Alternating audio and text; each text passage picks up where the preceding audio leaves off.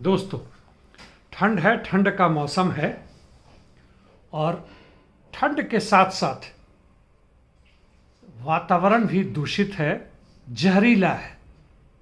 मैं कोई आपको सुझाव नहीं दे सकता कि आप कैसे जिएं ताकि इनसे मुक्ति पाए। आपको खुद अपनी स्थिति पे, वातावरण पे ध्यान देना होगा। चलिए, मैं आपके सामने उपस्थित हुआ हूँ बात करने का ऑक्सफैम के एक रिपोर्ट पे। ऑक्सफैम एक एनजीओ है जो विश्व भर के गरीबी, अमीरी, औरतों, बच्चों के बदहाल हालतों पे अपने आंकड़े एकत्रित करता है, उनका विश्लेषण करता है और हमारे तक पहुंचाता है। तकरीबन सही होता है, रास्ता क्या वो हम पे है, उस पे ना छोड़े। भारत के बारे में कहना है कि जीडीपी के हिसाब से देखें, यानी सकल घरेलू उत्पाद पूरे साल भर में कितना बनता है, धन, नया धन पैदा होता है, तो भारत उन देशों में आता है जहाँ की अर्थव्यवस्था काफ़ी तेज़ी से विकसित हो रही है। इसके बावजूद क्या स्थिति है देखते हैं। इनका कहना है कि पिछले 3 दशकों से या 3.5 दशकों से यह जो खाई है, बेरोजगारी वगैरह वगैरह की नहीं बात कर रहे हैं, महंगाई की बात नहीं कर रहे हैं, ये कह रहे हैं गैर बराबरी का, इनइक्वालिटी का, वह भयानक रूप से बढ़ा है। कुछ लिबरल जो आज के प्रजातंत्र को सही मानते हैं, पूंजीवादी प्रजातंत्र को सही मानते हैं, उनके हिसाब से यह क्रोनिक कैपिटलिज्म है और इनहेरिटेंस यानी उत्तराधिकार के कारण यह खाई बढ़ रही है। चलिए, जो भी कारण हो देखते हैं क्या खाई बढ़ी है। कहते हैं भारत के आंकड़ा भी जो दे रहा हूं 2017 का है, उसका और भी बढ़ गया है और भारत के 10% धनी लोगों को ले तो जितनी भी धन है, संपत्ति है, उसके 77% यानी 80 से कुछ ही कम प्रतिशत उनके पास है। जी हाँ, यह भी कहते हैं कि 2017 में 73% जो धन पैदा 100% जो धन पैदा हुआ था, उसका 73% हिस्सा सिर्फ 1% लोगों के पास चले गया। ये आप अंदाजा लगा सकते हैं कि किस तरीके का हुआ। वैसे 5 वर्ष पहले यह तकरीबन 60% जो भी नया धन बनता था, 60% 1% लोगों के पास जाता था, यानी कुछ गिने चुने लोगों के पास। और उसके भी 10-15 वर्ष पहले चले जाएं तो 40 या 50% है। यानी जो धन बढ़ने की का जो रफ्तार है उसको छोड़ दे, लेकिन धन किसके पास जा रहा है यह देखें तो 1% लोगों के पास, यानी पूरे संपत्ति का जो केंद्रीयकरण हो रहा है वह 1% लोगों के इर्द गिर्द हो रहा है। 73% आज से 4-5 वर्ष पहले था और अभी 80 के आसपास से ऊपर पहुंच गया होगा, इसमें कोई संदेह नहीं है। यानी यह जीडीपी जिसकी चर्चा करके पहले के ज़माने में कांग्रेस, आपके ज़माने में भाजपा, कहना है कि भाई हम बहुत अमीर हो रहे हैं, इस गलतफहमी में ना रहें दोस्त। एक आंकड़ा और है जिसमें आपको इंटरेस्ट हो सकता है, वह यह है कि 2000 में हमारे पास 9 अरबपति थे, जो बढ़ के 109 हो गए, 101 हो गए, माफ़ कीजिएगा, 2017 में। और 2018 से 22 तक, 1 साल पुराना आंकड़ा है, 119 हो गए।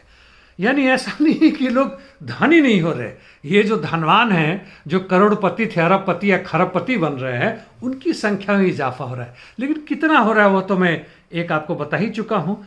6 करोड़ से अधिक लोग गरीब हो गए इस बीच में, इसलिए कि इलाज कराने के चक्कर में वो मारे गए, नहीं करवा सकते, वह उनके औकात से बाहर का विषय है। और एक और आंकड़ा इनमें जो इन्होंने हिसाब किया है वह यह है कि 940 या 941 वर्ष में जो मिनिमम वेज वाले वर्कर है हमारे क्षेत्र में, पूरे भारत में, शहरों में, जी हाँ, अर्बन एरियाज में, उनका वेतन जो आज गारमेंट सेक्टर के जो टॉप एग्जीक्यूटिव है, उनका 1 साल में जो वेतन मिलता है उसकी बराबरी करने के लिए 940 से 41 साल लगेंगे। मैं तो नहीं रहूँगा दोस्तों, आप अपनी हालत सोच लें और अपने आगे आने वाले समयों का। लेकिन इसके साथ यह भी बताऊं ऑक्सफैम के डाटा से नहीं है कि इस बीच में टैक्स जो माफ कर दिया गया बड़े बड़े पूंजीपतियों का, धनवानों का, 1.5 से 2 लाख करोड़, और लोन माफ किया गया वह 6 लाख करोड़। यह सरकार कहती है, और सरकार के जो चमचे हैं वो कहते हैं कि भाई आप मुफ्तखोरी ना बढ़ाएं, मुफ्त में लोगों को ना दें, यह आप धन बांट के यह कौन सी मतलब तुष्टिकरण कर रहे हैं, क्या कर रहे हैं, ये क्या है।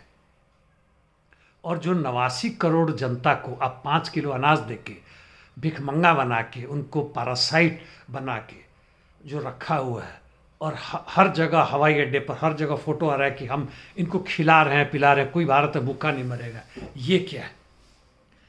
जी हाँ दोस्तों, यह क्रोनिक कैपिटलिज्म नहीं है, यह सीधे के सीधे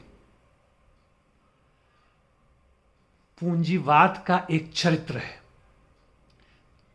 जो धन बन रहा है, जो ना अभी बन रहा है, पहले से बन चुका है, उसका भी केंद्रीकरण, संकेंद्रीकरण हो रहा है, एकत्रीकरण हो रहा है कुछ लोगों के हाथ में। पूरे विश्व भर में ये हो रहा है, केवल हमारे देश में नहीं। मैं विश्व का भी आंकड़ा आपके सामने नहीं लाऊंगा, केवल यह जरूर कहूंगा कि अभी एक इन्हीं के हिसाब से, ऑक्सफैम के हिसाब से 2020 के बाद सब तक, यानी 4 वर्ष में सबसे धनी लोग जो दुनिया के हैं, उनके धन में दुगुना हो गया है। सोचिए, 100% का इजाफा हुआ है। 5 अरब लोग इस पृथ्वी पर, कुल 8 अरब हैं, आपको मालूम होना चाहिए था 1 जनवरी से इस वर्ष, वह काफी तेजी से और गरीब हुए हैं। इसका मतलब बाकी 3 अरब, उसमें से यदि आप 5% छोड़ दे, जो नहीं हुए, 10% छोड़ दे, तो करीब 15-30 करोड़ आएंगे बस। यानी बाकी जो 5 अरब बचे, माफ कीजिएगा 3 अरब बचे, 5 अरब तो और भी गरीब हो गए, वह गरीबी के आसपास ही मंडरा रहे हैं, या वैसे होंगे जिनका धन 1% बढ़ा, 2% बढ़ा, ऐसे हुआ। यह है आज की पूंजीवादी व्यवस्था। हाँ, यदि जीडीपी का बंटवारा करें तो प्रति व्यक्ति आमदनी, यह 2023-24 यानी अभी हाल फिलहाल में अनुमानित है, करीब 1.85 लाख सालाना होगा, 1,85,000। यानी आप सोच सकते हैं कि किस हालत में आप रहेंगे। और यह 1.72 लाख था पिछले वर्ष में, यानी 1,72,000 यह आपको सालाना मिलता, अच्छा खासा इनकम मिलता। लेकिन अभी की बढ़ती महंगाई, बेरोजगारी, बढ़ती महंगाई केवल आपके खाने पीने के सामान में नहीं, घर खरीदने में नहीं, बल्कि आपके शिक्षा व्यवस्था में बच्चों को पढ़ा रहे हैं, और सबसे भयानक स्वास्थ्य व्यवस्था में। 1990 से लेकर 2000 तक आप किसी भी सरकारी अस्पताल में जाते, आपकी देखभाल हो जाती थी, आज नहीं है। बच्चों की पढ़ाई के साथ भी यही है, आपके बैंक से भी आपके पैसे लूटे जा रहे हैं। अभी ये चुनाव आने दीजिए, बहुत सारे हमारे वामपंथी साथी इस उम्मीद में हैं कि हम इसमें हरा देंगे। अभी का सबसे बड़ा शत्रु हमारा वही है, कोई खास व्यक्ति, कोई खास पार्टी। लेकिन पूंजीवाद को रहने दो यार, क्या अंतर पड़ता है, थोड़ा उसमें सुधार करो। हम भी अपनी वामपंथी जो तौर तरीका उसे करते रहेंगे, जनता के बीच में आएंगे। एक रोमांस है क्रांति के प्रति, वास्तविक क्रांति क्या है उससे कोई लेना देना नहीं। मजदूर वर्ग की बात करना तो छोड़ दे, उसके इर्द गिर्द भी बात नहीं चल रही है, उनके बीच में काम करना तो और भी छोड़ दे। एक शौक है, हम भी कभी जाते हैं, पर्चा बांट दिए, उनके बीच में भाषण दे देते हैं। वीडियो जैसे मैं बना रहा हूँ, कम लोग देखते हैं, बहुत सारे ऐसे लोग हैं जिसके लाखों लाख देखने वाले, पक्ष विपक्ष दोनों तरफ से। और हम किस तरफ जा रहे हैं, हम बहुत खुश हो रहे हैं कि हमने अल्पसंख्यकों को दबा दिया है। अल्पसंख्यकों को दबाने के चक्कर हम खुद ही दबे जा रहे हैं, हम और गरीब हो रहे हैं, हम और जानवरों की जिंदगी की तरफ बढ़ रहे हैं।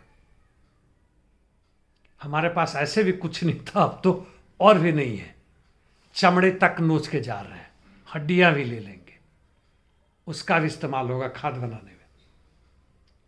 जी हाँ, धन्यवाद।